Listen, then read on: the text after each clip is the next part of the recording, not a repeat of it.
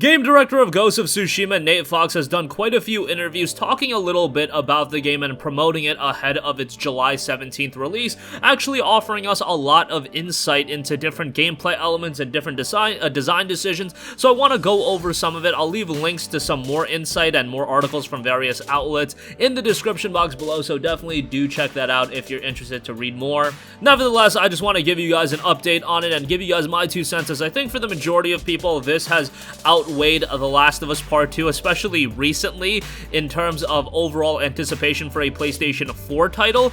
Even before the disaster with The Last of Us Part 2 happened, I did a video a while ago talking about why I was more excited for Ghost of Tsushima than The Last of Us Part 2, and again, at that point, Last of Us Part 2 was still a hotly anticipated game by pretty much the entire PlayStation community. Nevertheless, Ghost of Tsushima to me was a game that always interested me more, just because of what it could mean as for Sucker Punch as a studio going forward, and really establishing them as one of the elite studios in all of gaming. Nevertheless, I don't want to go into that tangent right now. I do want to look at some of the information that Nate Fox has put out. First of all, speaking to Press Start Australia, game director Nate Fox said that there will be places players won't know exist until they traverse the world. This has been one of the imperatives regarding Ghost of Tsushima. It's not going to be like a lot of other open world titles where you have a waypoint and you have distinct directional information on where you have to go next. The only thing you have is the fact that you can click a button and a gust of wind will come and it'll point you to where you have to go in a general sense, but there's not going to be a mini-map to tell you to go to X point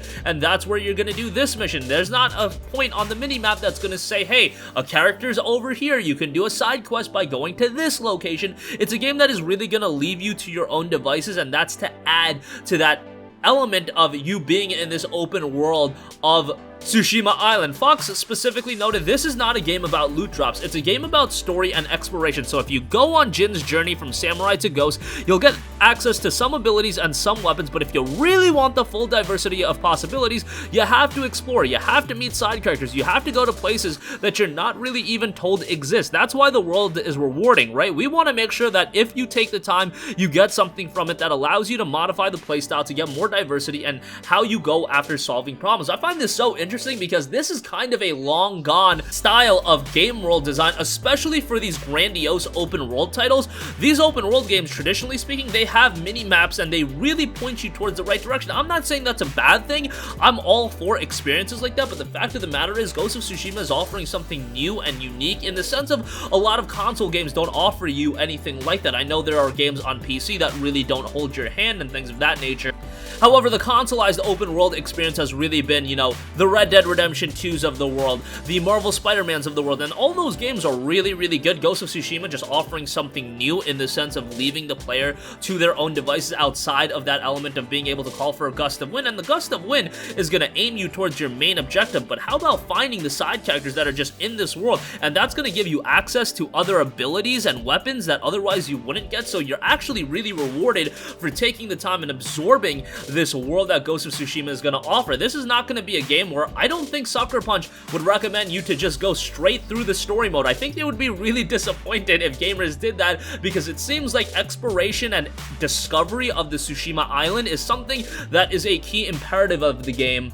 And we've been kind of hearing about that for quite a while. Also, when asked if players will end up missing things if they don't explore every nook and corner, Fox said absolutely, and I find that so interesting. He's just telling you, you're gonna miss things if you don't actually explore everything. That is fascinating to me because I feel like a lot of other developers would be like, yeah, you don't have to do everything, but you're not gonna get a disappointing experience by just playing the game straight through. You're not going to miss out on anything that's going to be dramatic to the experience. Fox is telling you, you're going to miss key ingredients to the game. You're going to miss abilities. You're going to miss weapons. And again, the quote noted, absolutely, one of the big challenges of making a game like this where we're looking to capture that wandering samurai experience is being okay with the fact that not all of the things that we make, whether it be missions or abilities, are going to be seen by every player. This is the nature of giving people freedom. And that is also interesting because they're putting so much work probably into a lot of the side content and additional content where a lot of players are just not going to discover it. Obviously, there's going to be walkthroughs, there's going to be guides online, but a lot of people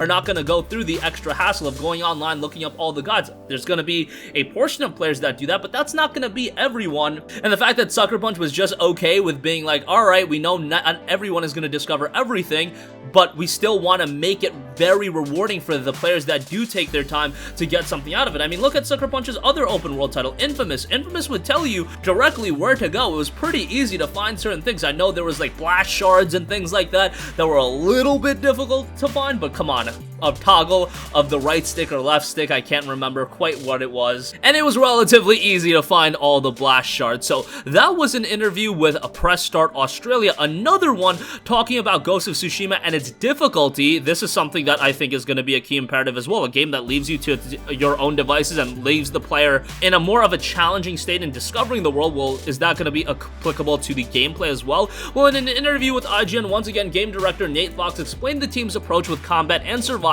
when needing to take down numerous enemies, saying, quote, "We are trying to make a grounded game in the sense so a couple blows from the enemy will kill you. We watch samurai movies and people go down with 1 or 2 strikes, and that is embedded inside of the combat. Beating the Mongols in battle will be hard, but it's that challenge that makes it feel alive and victory rewarding. You can't just run into a camp and fight 5 people at the same time. You will get overwhelmed and die." In the same interview, Jason Connell, the creative and art director of the game, said that one-on-one samurai fights will also play a part. Quote, "One thing we didn't show at State of Play, which I wish we had, was that the game features duels against other expert swordsmen. This is classic samurai stuff. Those fights are incredibly difficult, and they're driven from personality and get solved in the most cinematic way possible, which is also true to fantasy. You need to study your opponent and understand how they attack in order to win." And this is something that's also been a key element to Ghost of Tsushima, is that they really did their studying and their research in getting a lot of authentic elements of Ghost of Tsushima in mind. I mean, I remember the Twitter images of swords that they were looking at, actual locations.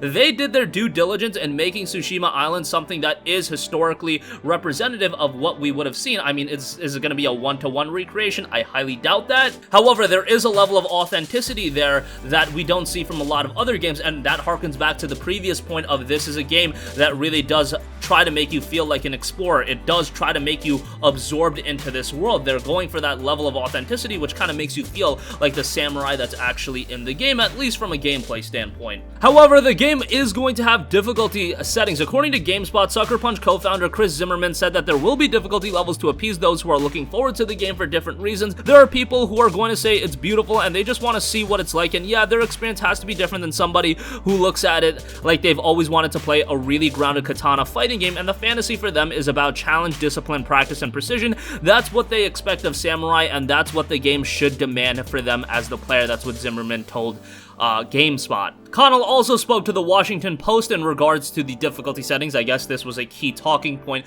that he wanted to get ironed out, noting, so first of all, we do have difficulty. If the game is too easy and you want it to be a much more challenging experience, you can take it up a notch. If you find the game is a little too hard, you can take it down. Again, this is an effort to try to get as many players as possible, so they are looking at elements like accessibility, but from a fundamental gameplay standpoint, it looks like they did try to go for a level of authenticity that does make you feel like a samurai exploring this huge island of Tsushima. And at the same time, this is a game that even if you play at the easiest difficulty, I really doubt that you're gonna be able to rush in and challenge 5 different enemies at once and destroy all of them. I mean, maybe that's possible. I'm just speaking on that from my speculation and what I've seen. I think this is a game that they still want to keep a level of groundedness, even if you are playing at the easier difficulty. I don't think they want people to just be rushing in, because that authenticity of being a samurai has been something that's been so important to Sucker Punch, and something we've been seeing reiterated over and over again, from elements like the exploration, not having a waypoint, and really leaving it to your own devices, from elements like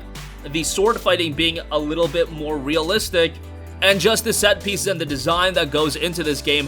From my recollection and my collection of all the information, it does seem like they're going for something that is not like a typical action game where you can just hack and slash your way through victory, but that's just speculation on my part. Again, they also noted, Connell also noted, it can't be so hard that you give up in the first 15 minutes. That would be very frustrating for a lot of people who have a lot to gain from playing the game because they love this medium or the genre, but it can't be so easy that there's no challenge to some of our most biggest and hardcore fans. And that's all of the interviews that I've seen and the quotes I've seen that really give us an idea of the gameplay style that Ghost of Tsushima is going to employ. Again, this is a game that I'm incredibly excited about, and I think a lot of other people are. Commercially, I think this game is going to do incredibly well. I think people are going to be shocked at just how well this game does, because there's a level of anticipation for Ghost of Tsushima in a new IP that I haven't seen in quite a while. Maybe it's because the setting is something that we don't see explored much. Maybe it's the visuals. I don't know. Whatever it is, Sucker Punch is one of those studios that I feel like deserve a breakout game. Infamous was big, Sly Cooper was notable, however, Ghost of Tsushima, in my opinion, is on another level, and I would highly recommend you guys to have this one on your radar. Chances are it's going to be a really good one. That's going to conclude this video. Sound off with all of your thoughts in the comment section down below. Thank you for watching, and goodbye. Hey guys, we hope you enjoyed the video, and if you did, make sure to hit the subscribe button, and if you're already subscribed, do us a favor and hit the bell icon. This way you'll be notified whenever we post a new video. That's the best way to keep up with all of our uploads, and we usually try to upload 2 videos a day. And with the bell icon hit, you'll be notified whenever we do upload a video. As always, thanks for watching.